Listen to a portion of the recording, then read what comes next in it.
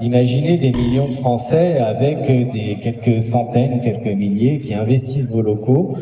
et qui se font un peu comme ce qui s'est passé en 1989 en Roumanie. Évoquons la méthode. Ils ont investi les locaux de la télévision publique nationale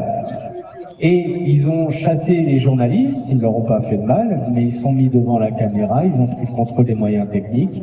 et ils ont expliqué au peuple tout entier que Ceausescu était un tyran qu'il fallait renverser, qu'il fallait le juger. Et ça s'est très mal terminé pour lui, mais on peut se douter que pour toutes les sous-mains de ce régime,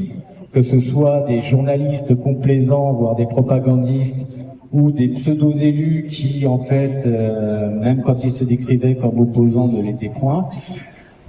des hauts fonctionnaires, enfin, vous aurez toute une idée de cette cohorte de petits bourgeois qui mêlent dans l'entre-soi pour s'accaparer la démocratie. Bah pour ces gens-là, ça s'est mal terminé, nécessairement. On renverse pas qu'un seul type quand on renverse le tyran, on renverse la totalité du système, et donc les gens qui y travaillent. Donc il est aussi de votre intérêt, d'une certaine façon, de vous dire ça serait mieux que ça ne se termine jamais en révolution quelque peu radicale dans ses effets, mais qu'avant qu'on en arrive à des grandes masses mobilisées devant vos locaux, vous disiez qu'il est quand même plus opportun de discuter avec ces quelques citoyens très civilisés, très gentils, pas nombreux, courtois, on est poli, on est vraiment gentil, je vous assure, hein. Sauf quelques-uns, mais vous en faites pas, on a encore le contrôle là-dessus. Et discuter avec ces gens et dire qu'est-ce qu'on peut faire pour améliorer le service public de l'information